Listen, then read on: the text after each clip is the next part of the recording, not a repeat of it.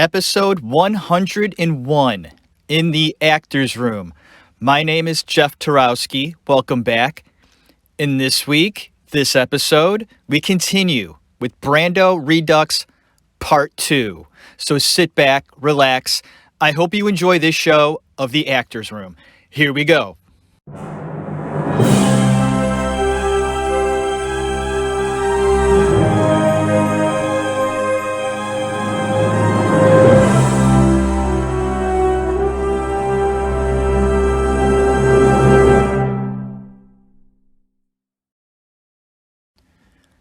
Brando Redux Part 2. Last episode, we touched on a few things, and I ended the episode talking about aspects of Marlon Brando in his traits, mannerisms, his way of thinking, his emotions, playing into how he viewed others. And then in the long run, will help him in his acting. And we'll get into more of that in the future. But for now, we're going to touch upon his sisters. Marlon Brando had two sisters. And we touched on the parents a lot last episode. There'll always be a theme in the Redux. But for now, let's touch upon Marlon Brando's sisters. They were both older than him. The oldest was Jocelyn. And Jocelyn was sort of a second mother to little Bud Brando, because Mrs. Brando would be drunk, gone, just out of the picture for the most part. Jocelyn became the second mother, taking care of her two younger siblings. She was a good person, I think, Jocelyn. Just like Marlon, carrying with her a lot of baggage, garbage. But she held on to it pretty well. She also became an actress. Of course, not as big as Marlon. But she was an actress as well. She even studied in New York City at the American Academy of Dramatic Arts. And this will play into a young Marlon Brando going to New York himself in his early life. If it wasn't for Jocelyn going to New York City, Marlon Brando may not have gone at all. And that's important. Yes, his mother, Dodie, loved acting. And she did. And she was actually pretty good. Reviews that she got, and I'm talking about Mrs. Brando, Dodie, were incredible. She was a sensation in Omaha, Nebraska, the Omaha Playhouse, a big deal. She was sort of making a career for herself. But there was one problem. Mr. Brando, Mr. Dickhead, I'm hard on Marlon Sr., and for good reason. He was sort of a douchebag, but Mr. Brando decided to move the family for several reasons. One of them, Dodie was just not stable. Never was, but definitely in Omaha, doing well in the theater. She was not present at home, doing motherly things, wifely duties, and she was sleeping around. There were problems, and Mr. Brando Sr. thought it would be a good idea to move the family from Omaha to Illinois. This crushed Dodie. Mrs. Brando went in deep depression after this. Senior took her away from her love of acting. She was a big deal in Omaha as an actress. Not anymore. In Illinois, she had to start over, make new friends, and she did. But they weren't the friends she had in Omaha. And Mrs. Brando would never be the same after that. Her drinking actually got worse. Senior thought that the move would help, but it only hurt the family more. So a little background into Dodie Brando as an actress and her downfall as a person, sort of being ripped away from something she loved and was getting great reviews from, acting. And this will seep into the kids. because Jocelyn, soon after this, when she graduated from high school, didn't hesitate. Off to New York City she went and studied at the American Academy of Dramatic Arts and at other schools as well, and other private teachers. I believe she went to the studio too, the actor's studio. This opened the door for young Marlon to go to New York as well. And before we talk about young Marlon venturing out to New York City, we got to talk about Franny. And this was the middle child, Frances. She was a couple of years older than Bud. And she was a good student. I believe Jocelyn and Marlon struggled a little bit with grades, homework, and all that stuff. Getting the wrath of Mr. Brando, got to get good grades, kids. Bud and Jocelyn didn't really toe the line with the grades, but Franny did. She wanted the approval of her father, Frances.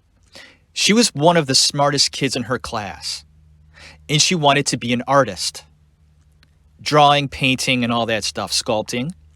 And I believe she went to New York as well to study in art. A very artistic family.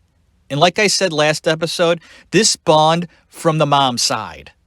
Although mom drank a lot, had issues, she had some issues. Dodie gave the kids that interest, art related, reading books about it, just going to see art, going to museums. One of the things that Marlon Brando would say in his book, his autobiography, titled The Songs My Mother Taught Me. He talks very highly of his mom in the respect of how she gave him something like art. She would have a big bed that she would lay on a lot, Mrs. Brando. Instead of doing housework, she would just lay in bed sometimes all day and have newspapers, books, crossword puzzles. The record player would be playing at all times, big band stuff, classical music, culture. And Brando would listen to his mother sing while she laid on her bed, talking philosophy, talking about life, talking about art, talking about human behavior. Almost anything and everything was on the table in the Brando household in regards to art. And young Marlon got this from his mother. Frances did, Jocelyn as well. So the three kids, deep-rooted and interested in the arts. Marlon Brando was such a tyrant in school. He had kicked out of high school. There were several reasons why. I couldn't talk there for a second, folks. I'm sorry.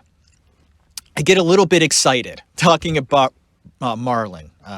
I've read up on him a lot, and sometimes the words, I apologize. But anyway, getting back on track, Marlon Brando got kicked out of high school for several reasons. There wasn't just one reason.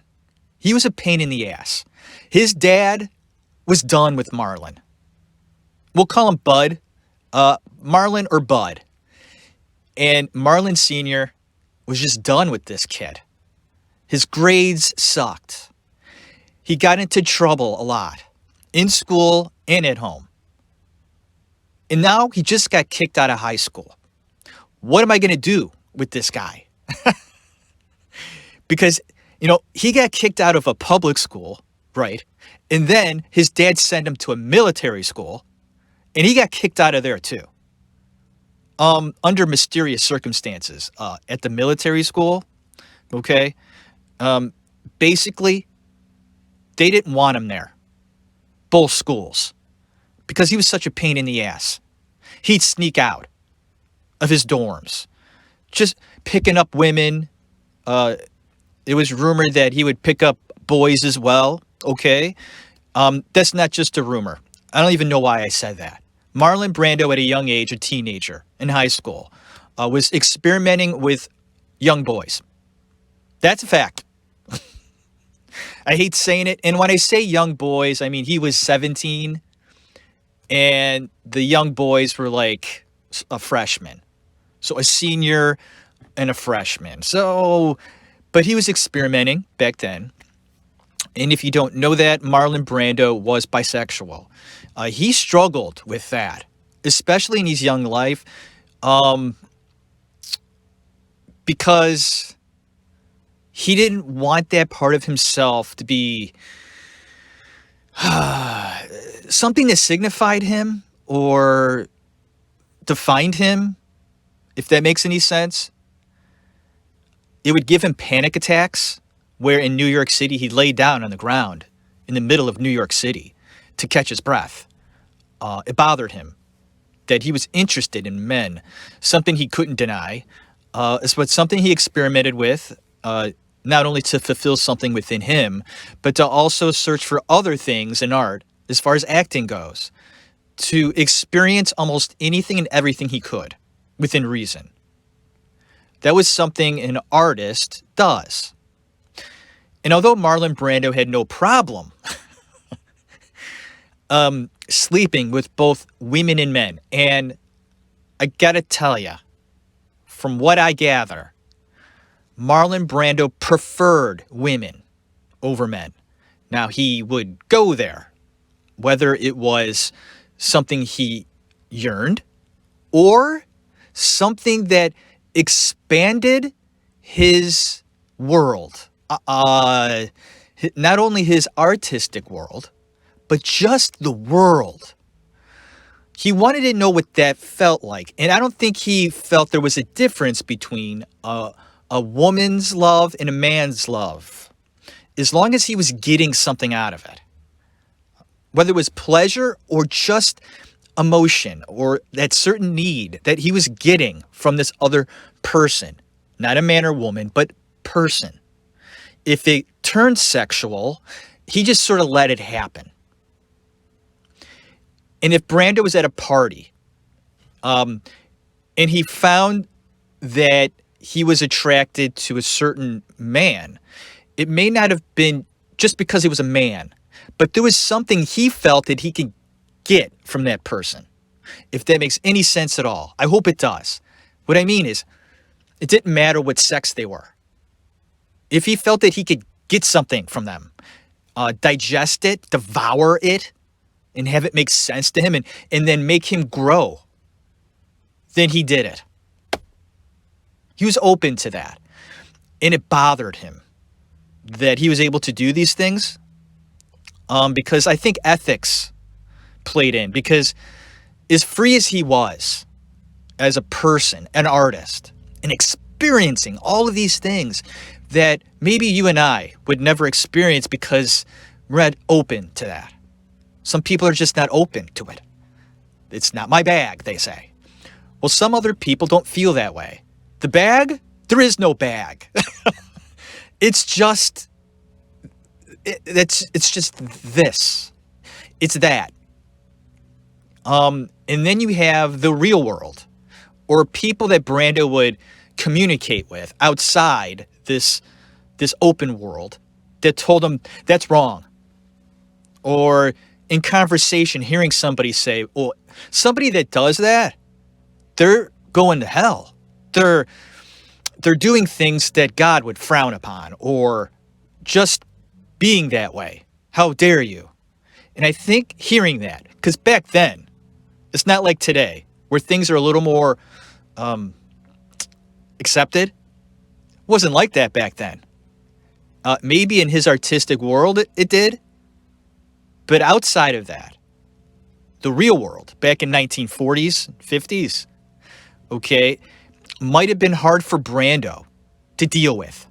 And for that, he would go to therapy. He had a therapist, I think, his entire life, but especially in the beginning of his venture out to New York City. So let's talk about that now. Because I talked about my experiences in New York City a couple of months ago. I highlighted a show that I gave my opinion about New York, acting school, who I met, how I felt about things, the experiences I had, revealing to me because I grew up a lot. And you find yourself. Well, Mr. Brando, Bud Brando, ventured off to New York City because his dad, quite plainly, didn't know what else to do with his son. Dodie, the mom, convinced the dad, hey, Jocelyn, his sister, is out there, and she's doing fine. Let Bud go. In high school, they said he had talent. He was pretty good at acting. Bud, would you like to give it a try? And you got to remember that Marlon Brando, a young Marlon Brando, a teenager, 17, 18 years old, really didn't know what the hell he was going to do with his life. After he got kicked out of school, he was digging ditches. Hated it, of course. Who would like it? Nobody. Marlon Brando was digging ditches after high school. And Mrs. Brando convinced the father, let him go. What else is he going to do? He's not good at anything else. except having sex. He was really good at that. But unless he becomes a male prostitute. Okay. I really don't see how this kid is going to make any money. He's so undisciplined. I don't see him working a 9-to-5 job. I just don't see it. So send him off to New York City. Brando thought about it and decided it would be the best course of action. Give it a try. Why the fuck not? In high school, they slapped him on the back. They said, Buddy Brando, wow, you're good at acting. Your mom said that this is something you could do, and I think you can. So in his young life, acting was the only thing that people complimented him on. So he thought, all right, let's go. And New York City was freedom, man. For someone like Marlon, who just got out of military school. Think about that. You have military school, okay? A certain time you got to get up. I mean, imagine how structured that is. He hated that. And then you have New York City and acting school, man. You can't have two different things. New York City was like a playground to Marlon Brando in 1940s. Paradise, in a way. Women everywhere.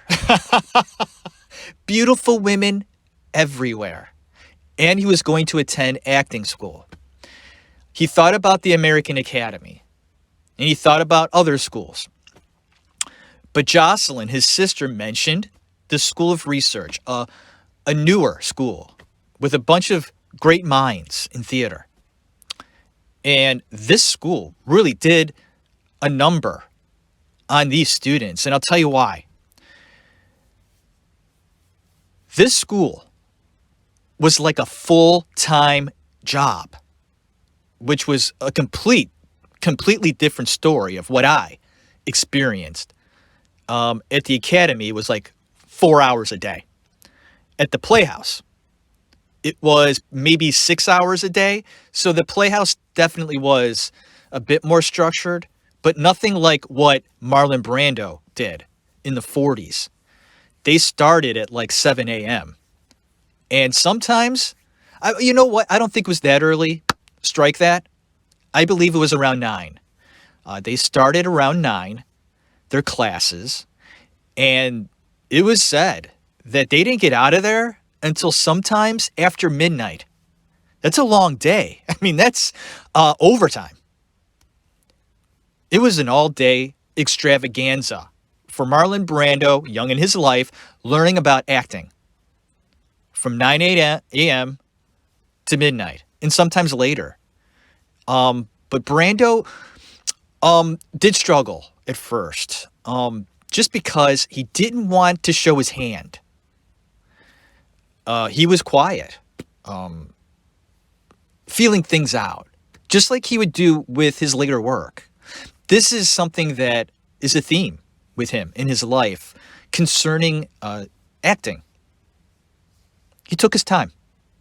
He didn't just jump in and say, here I am. For him, he was interested in doing it right. I think deep down, his mother instilled in him this important aspect or trait. This is an art form, bud, she would tell him.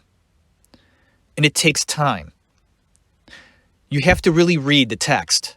You have to really listen. And if you do it right, okay, you're gonna have to study.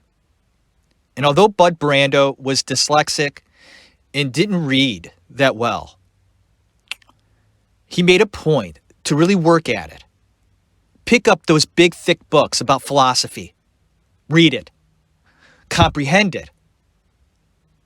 Those are two different things. Reading something and then understanding it. And then Marlon Brando took his mom's advice about this. Once you're done reading that philosophy book or whatever book you're reading, you find somebody and then you talk about it. I love that. You're taking it a step further because not only are you digesting what you just read, it makes sense of it, but then you're reaching out and searching out others to discuss it. Like a book club, sorta. But you're creating this mystique about philosophy because once you share your knowledge or your opinion, okay, it becomes this beautiful thing. It becomes alive. And art should feel that way within you. That's the beauty of art. You could just talk about it endlessly because everybody's got their spin, okay? And although Bud struggled reading, he pushed through that. In an acting school, he felt that staying in the shadows would be the right call in the beginning. Feel everybody out. Show them a little bit, but not everything. Bud was calculated. He was calculating. Not calculated. He was calculating. He took you in, like we explained last episode. He studied you. He didn't show his cards, but he wanted you to show all of yours. I think the only cards Marlon Brando showed was his Joker card. That's probably it, really. The Joker card. That's it.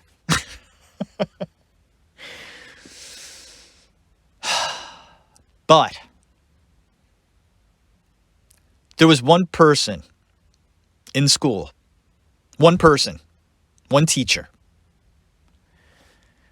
that if it wasn't for this teacher, and I know there's a lot of things that have to happen in your life or the life of a star, anybody that's successful, there are many moments that have to happen for them to sort of reach their peak. Helping hands, the right circumstances, pure luck sometimes. But for me, the most important person besides his mother that made it possible for us to consider Marlon Brando to be the greatest actor ever, and all of these other actors we love today adore and study this man, is because of Stella Adler. Look her up. But for me, she may have very well been the perfect teacher for a young Marlon Brando. He needed that one person to not only give him the confidence, but just to have that person there for you, picking you up when you fall, encouraging you, taking you in to their life. Stella Adler took Marlon into her world. She adored him. She knew that he was going to be the next big thing. She said it. She told the other teachers. She told her family. She told everybody that was important to her that she had found her prodigy. That golden boy, that student, that one kid that I will take under my wing and make a star. And not just a star, but somebody inspirational? Did Stella Adler know that this young kid was going to change acting forever? Maybe not. But I think she knew deep down that this kid had what it took to be one of the best. One of the best. And this is from a lady that was grounded in the group theater. The Stellar family, they were no joke. She knew about greatness. She had been around it her entire lifetime. Her eyes got wide when a young Marlon Brando walked in the room. She saw his hurt, that vulnerability, those eyes, the way he even just sat in a chair. There was something about that young man. He would come up in class and mumble. You saw something inside, that stir. And although his technique was just all over the place and not concentrating like he should just yet, she saw that vulnerability, the look. He was beautiful. He carried himself in a way that was intriguing. His looks, his stares. He looked interested, but wounded. He had the whole package. And Stella saw that prodigy that she could mold, take in, treat like a son. Sort of, but in my opinion, it wasn't like a son. In the beginning, it might have felt that way for Stella. But it was more along the lines of a young boyfriend. Oh, shidaba. And I mentioned that these things happen. Students sleeping with students. That's a given. But students sleeping with their teachers. And I believe Marlon Brando slept with Stella Adler a few times. They would be caught in situations. People would walk in the room and see Marlon and Stella in compromising positions. Now, I'm not saying people caught him in the act, but Stella would be in it, and this is at her house, by the way. I told you, Stella Adler took in Marlon Brando, and I don't mean just in her heart, in the classroom. Marlon would come over to her house, her apartment, to her family, eating dinners, discussing philosophy, talking life, talking acting. Oh, she took him in, all right. Marlon Brando, he sucked it all in. If Stella invited him or he invited himself, he was in the door. And he took in everything, ate their meals, listened to their conversations. The Adler family, they were Jewish, traditional, a bit crazy, just artful crazy. And Marlon loved it. Well, he sopped it up, taking that all in, the culture. Oh, the culture dripped in the Stella Adler household. And Marlon Brando took it in. He just absorbed everything. The kid was a sponge. And he spoiled himself with that family. Sleeping on their couch, eating their meals. Messing with Stella, who was married. She was married. And I think the husband knew there was something going on and despised Brando because of it. Hey, I get it. If my wife's messing around with this really good-looking acting student, mind you, this is a rumor. I think it's true. I think Bud Brando, he went there. And he also went there with Stella's daughter, Ellen. I believe her name was Ellen. And she was really young. Brando being about 18, 19 at this time. And Stella's young daughter, she was young. Ellen, 14, 15. Oh, buddy. Sleeping with the mom and the kid. But this is what Brando would do. And those weren't the only ones. I don't know if I want to get into that now. Why? You know what? We'll get into that right now. I mean, this is the Brando Redux. And I know we're talking about acting school, and we touched upon that. We may touch upon that more later too. But because I got him in Stella's house and him sort of spoiling himself with the mom and the daughter, and woo, oh buddy. Like I said, they weren't the only ones. Bud saw New York City as a sexual playground, and he just took it in and slept with a lot of beautiful women. And then when he was done with them, okay, he found that he seemed to be only attracted to a certain type of girl after he sort of went with everybody else. He pinpointed ethnic, sort of, I want to say Puerto Rican / Mexican / I don't know, ethnic women, sort of kind of wild women, jungle women.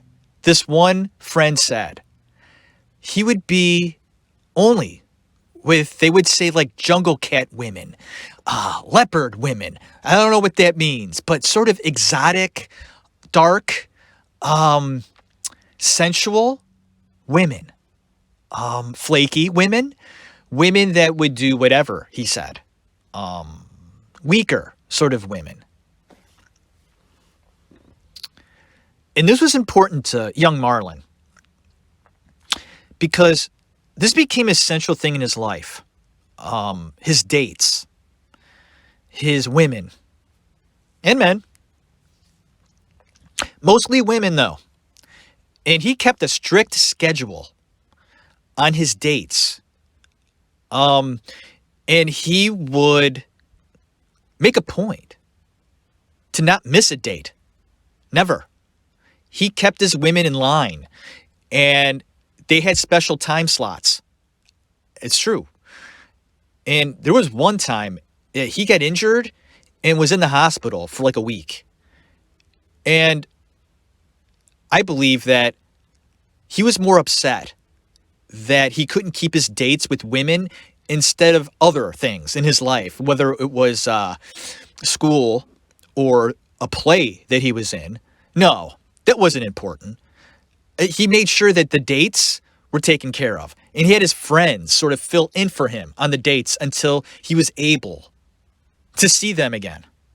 This was important to Bud, to have this web of women, men around him. He needed that. He liked that these women wanted to see him. And then when he was done with them, he moved on, found other women. But these women satisfied a need within his soul. His sexual drive was off the charts. Off the charts. So we went there. We kind of talked about that.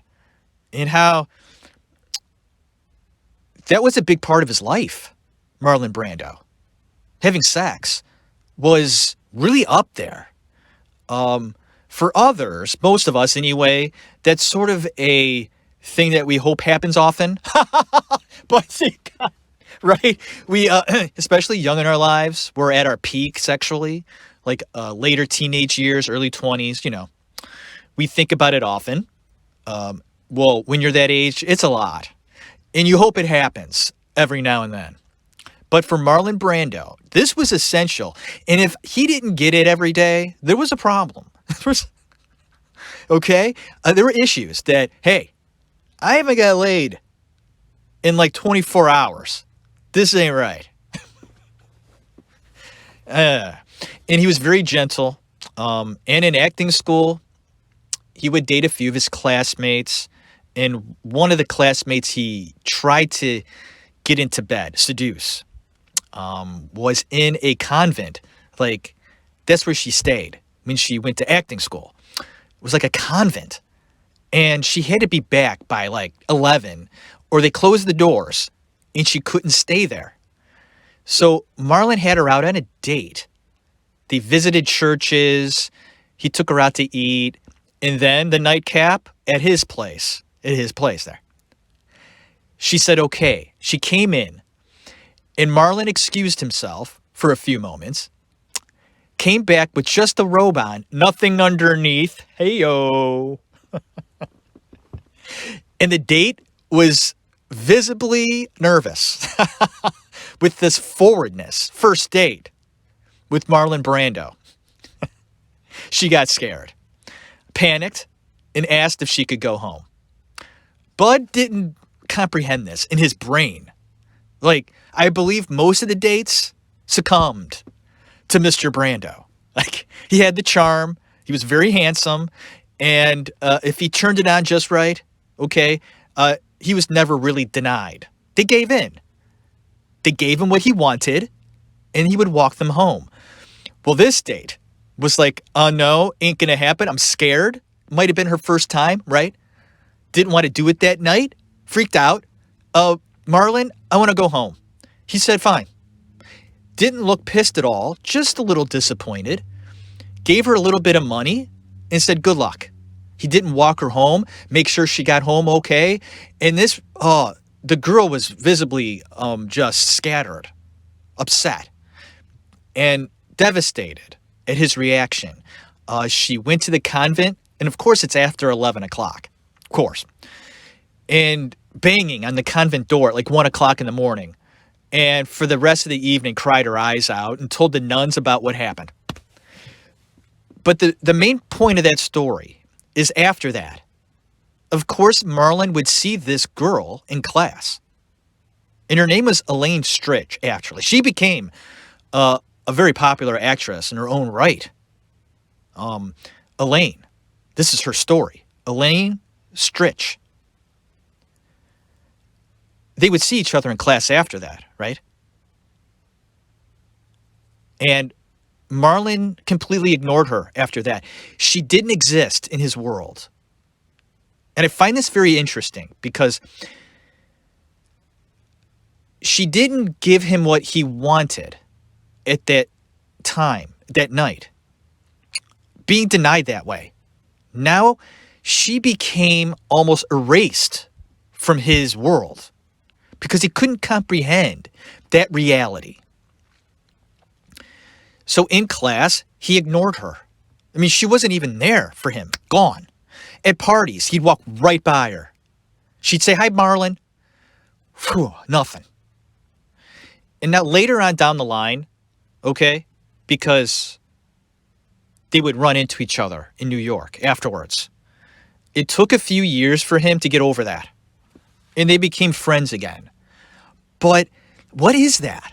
That thing with him back then where he was so immature, still growing as a person, that Elaine, that date, that night,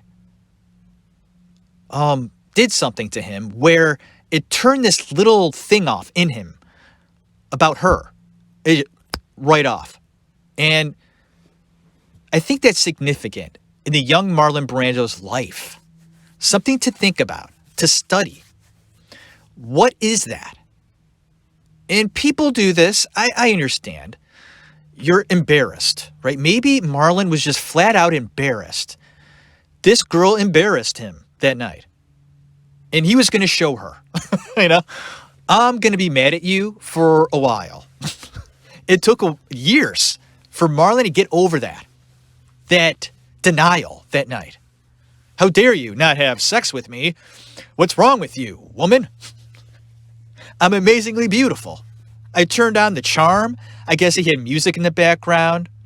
It was all set up. Like, I'm sure he planned the whole thing out. This was a game for Marlon. It wasn't moment to moment, really, for him in real life. I think he had things planned out. Even in his acting, too, he had it all planned out as far as research and getting into character. All of those things was a step-by-step process that required steps that only he could manage on his own time. And he needed the right people around him to guide him in his artistic life. And although his personal life was fucked up, something that is almost hard to explain. I've tried to make sense of it in my head, how he acted in real life to other people, the people he had around him. For instance, in acting school, acquired a few friends. Darren Dublin and Carlo Fiore were his two closest friends. One of them was just a cut up, kind of a moron, hang around. Marlon could do anything, and Darren would be right behind him laughing. They made fun of each other, that sort of thing. But Darren would do anything for Marlon. And Carlo, kind of the same thing. Carlo was also a sex addict, so they had that in common, chasing after girls. So, like I said before, his two closest friends, Darren and Carlo, he got something from them, and he really didn't have to try too hard to be friends with those two guys. But he needed that guidance, not only from his friends, his web of friends, but his teachers. And Stella Adler did all she could to take that young man who wasn't ready at all to be a great actor when he stepped into her room. But he had the tools. He had the emotions, that hidden thing that a teacher like Stella could see and be encouraged about. Not only was Stella getting the actor to be, but she was getting this beautiful man that could walk into a room, folks, and have every single woman look at him and go, "Who's that?" When you have that thing, that it factor, where you are so handsome, and Brando had a walk to him. He walked into the room. He just didn't walk into the room. He walked into the room. He had a stride. He's been working on that for a long time. He knew he could use that sexuality. And it worked in his sex life, getting women and being successful, that he knew he could use it in other ways in his life. And he did. And with acting, it works the same way. When you have that special it factor beaming from the inside, and it comes out through the pores, you have a certain advantage over the next person. Folks, you know what? That is absolutely true. When you are very attractive, you now have a better chance of making it in the business. Now, this really shouldn't be said about other careers, but in modeling and acting and singing, you are now on a level where others are not. So he had that. And Stella saw that. She was attracted to Marlon. She could deny it till Tuesday. But Stella Adler was attracted to Marlon Brando off the bat. Okay. And he had talent in this mystery thing. And when she had the feeling that this kid is going to be something special, she dove right in. Took him in. He became part of the family. And all that other stuff about sex was just an aberration on his way of becoming who he was.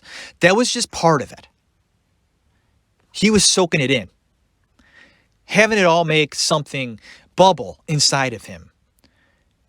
And people telling him that he had talent and could do wonderful things on stage and maybe in front of the camera. For the first time in his life, he had a purpose. He had his women. He had school. He had acting.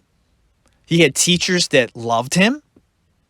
He was sort of making a family for himself with the Adlers, and just the theater world became his family. And then you had his friends that all had a special place in his heart for him. It all was coming together professionally and psychologically and emotionally for this young man. And although he had demons deep down that he had to battle every single day of his life, there was something positive. Acting. And this is the show. The Actor's Room. And Marlon Brando signifies the meaning behind my show. And we're talking about the early stages of his progression as an actor. What shaped it? That's what I'm talking about. His parents, yes. His sisters, yes. The animals he had on the farm and pets, yes. The school he went to, yes. New York City, acting school. The women, the friends, Stella Adler, his confidence growing artistically, and the possibility that he could actually make money someday doing this and not have to work at a real job. Oh, to Marlon Brando, that was everything. To be free, to do what he wanted, to live the life, man. He didn't like people telling him what to do. Who does? But someone like Marlon, he took that sentiment to the next level in his life by completely shutting out authority figures. He just didn't listen. The only adults he listened to are the ones that gave him praise, love, attention, encouragement, like Stella. He respected Stella, for sure. His other teachers, no fucking way. Because they were against him, in a way. Or they didn't believe in him. Or they were just straight up assholes. And nobody was an asshole to Marlon Brando. Brando was the asshole to you. Good stuff. And all this stuff reveals what made up this man. This interesting guy had all this stuff that I want to understand on my show. And I hope to, in the process, on my show, maybe entertain a few people that listen. Yes. For a second there, I'm thinking, are there people that care? I'm sure there are a few, but I care. I like diving into the psyche of people, especially ones that intrigue me. I mean, why is Marlon Brando one of the greatest artists in my world? When I think of him and what he did, I think it's one of the most important, aspects of art for me. And I want to make sense of that. I get it. He was doing something different, revolutionary, and real, dripping with confidence on stage and on screen that was monumental, almost otherworldly to me, too real. And is that possible? It's important. And for me, talking about it, trying to make sense of it, is fascinating. I'm fascinated with aspects of life, people, situations that I can't wrap my head around. I can't make sense of it. So I have to dig deep, yes. Analyze, yes. Understand, maybe. But just experience. I get something from that. And Marlon Brando as a person overall, with not just acting, but even as a person, intrigued me even more because I got the talent and what I saw, and then I liked that so much and influenced me that I dug deeper into him, wanting to understand how he became the best actor I've ever seen. And a lot of other people, too, would agree with me. You know, what happened to this kid? What did he experience? How did he get all that stuff that was in him sort of fighting with one another, all the demons that mixed or became a sort of a potion inside that was able to energize his artistic soul and then have it make sense through technique and whatever that he made himself feel comfortable with in art and have it come out. And what were the ingredients inside? And I get it. You get genes from your parents, your mom and dad, and all that stuff. And I get that. But there are other things, other influences outside of that shape you. And then there's the knowledge of all that. And then that special spark within every person that makes them different from everybody else. Makes them different from somebody just picking up the phone and calling up somebody and how they talk to that person on the phone or approaching a stranger to ask a question on the street. Some people can't even do that, where others can. How one person can have a job where they're talking all the time in like sales or training or anything else that requires somebody to talk a lot all day. And they're okay with that. They can do that. Where others struggle because they just don't have it within them. But what makes people tick, damn it? That's what I'm all about in the actor's room. What makes you tick? Marlon Brando Jr. Quite a figure in American history. I believe that. He's quite a figure of this past century.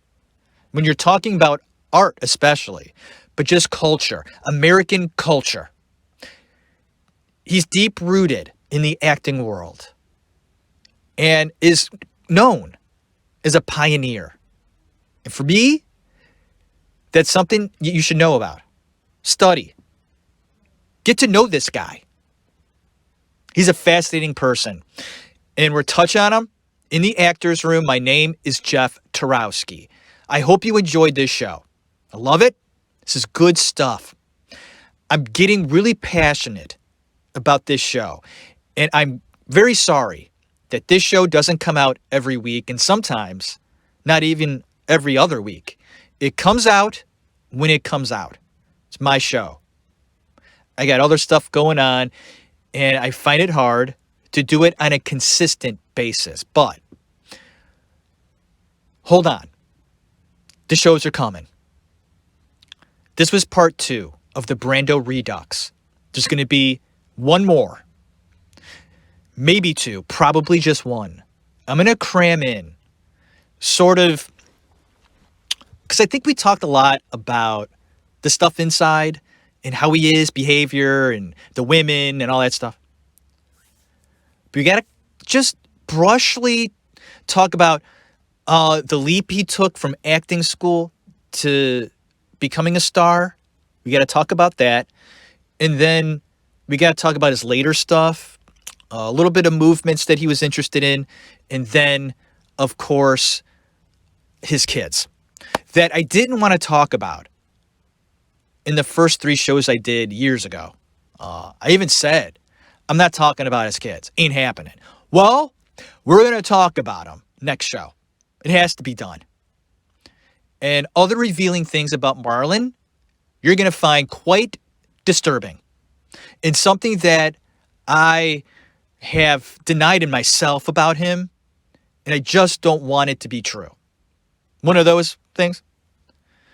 Okay, and we're going to talk about that next episode. Okay, And I think most people don't know about. I mean, it's nothing completely mind-blowing, but it's a bit of information that I find disturbing. But knowing about his past, okay, when he was a kid, how he grew up, you won't be surprised too much. Okay, there you go. So we'll talk about that too. Oh, wow.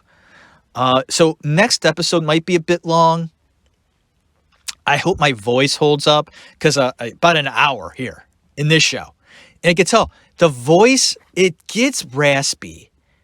And I don't have water here. I'm sorry. Didn't get the water or tea. And I said that I should have wine or beer or whiskey because of the Brando Redux. And I passed 100 episodes. Big deal. And I should be at least buzzed. Right? I should have a buzz going. But if I do that, because right now it's like 3 in the afternoon, I can't drink that early. I can't. I had my brother's wedding a couple of weeks ago. And of course, we're there early. And the guys got together at noon. We all took a shot. Okay. At noon. I wasn't right the rest of the day. I just can't do it. Other people can drink all day. And they're fine. They get a little drowsy. But me, that one shot at noon. And like the rest of the day, I was off. And by 9 o'clock, I was done. I felt bad too. I'm like, Dave, my brother Dave. I'm like, I gotta go, man. I had a good time. I left way too early, and I didn't want to, but I was freaking tired. I went home, and I don't go to bed early, man. I'm up till way past midnight on a regular basis. I'm up. But that night, my head was on the pillow at like 11, which is very rare for me. So I hope you enjoyed the show. Don't day drink, folks. Don't do it, man. I'm telling you. It's bad. Okay? No day drinking. Night drinking. It's good. It's good for you. It's at the end of the night, right? You settle down. You have a couple of drinks. You unwind. Watch a show. And plus alcohol makes you sleepy. Does for me. So you go to bed. It's perfect. Because the day's over. You're relaxing. You have a few. I do that. It's great. It's my time, man. And I enjoy the night. Maybe too much. I don't know. But I enjoy the night. It's my time to sort of reflect. I take a load off. I watch my shows. I think about art. I think about the show. Of new things to do. For instance, you're going to get a doc from me when Brando's over. Holy shit. I have been completely obsessed with this case that I'm going to talk about in a few weeks. Ladies and gentlemen, I can't get enough of this case. I can't figure it out. I think I'm figuring it out, or at least learning more about it. But a sneak peek, Chris Watts, if you don't know that story, Chris Watts murdered his family. And I can't figure it out. I know these things happen. The world is a fucked up place. I know. It's fucked up. But sometimes it's a little too fucked up for me. And when things don't seem right, okay, I'm like, there's something wrong here. Like, what is going on with this case? Something's off. So that's when I really dive deep. Oh, I went deep, folks. Oh my God. Did I go there with the Chris Watts case? And they just came out with a documentary on Netflix called American Murder. Oh my God. We're going to talk about it. And if you haven't seen American Murder, I think it's called The Family Next Door on Netflix. It came out on Wednesday. But I've been obsessed with this case for months. My wife is like, you're looking into this a little too much, Jeff. Should I be concerned? When you look up the case, she's concerned about me now. I'm like, honey, you got nothing to be worried about, okay? Don't worry. I'm not Chris Watts. Okay? Not Chris Watts. Woo! Nelly. Oh, man. Look that up if you have no idea what I'm talking about. I can't get enough. Rabbit hole after rabbit hole after rabbit hole. Holy rabbit hole. So, thank you. My name's Jeff. This is the Actors Room. May you have a great day. May you have a great night. May you enjoy that beverage of choice. What do you like to drink? Is it wine? Huh? Are you a red wine drinker or a white? I'm red. Folks, red wine. Pinot Noir. Love it. I also love whiskey, too. I'm on whiskey. Love whiskey. Canadian whiskey, actually. That's my fave. I hope that you take time in your busy life, this crazy year. Take time. Reflect. Enjoy life. You deserve it. It's been a rough day. It's been a week. Ugh. You need that special time with your significant other, your kids, or just yourself. I do the whole bag. I enjoy the company of my wife. I enjoy the company of my kids. And then I enjoy my company alone. Hey, I'm not afraid to admit that. I enjoy just having my time. I think that's vital. Just for your psyche. Am I right? You need that time. So I hope that you find time to do that. Don't hold things in. Try to find time to talk it out. All right. I know. Marlon Brando makes me go there, folks. Think deep. Deep thoughts. Deep thoughts. It's fun to go there. A little scary, too, sometimes. A lot of people find it hard to dig deep. I like doing it. And I hope you do, too. Oh, and, too, I hope that some of you are still listening. We're also going to talk about Hollywood, folks. We can't ignore that anymore. I know I can't. So we'll talk about that too. Dark Hollywood a bit. And I will probably just touch on that next episode and then dedicate a whole episode or two on that. Dark Hollywood. And I've been hearing some shit lately that I have heard before in the past, but are now sort of coming to the surface a little bit more recently. Oh, the shit. What a world. Fascinating and entertaining. So, you take care. Thanks again for listening. Have a good one.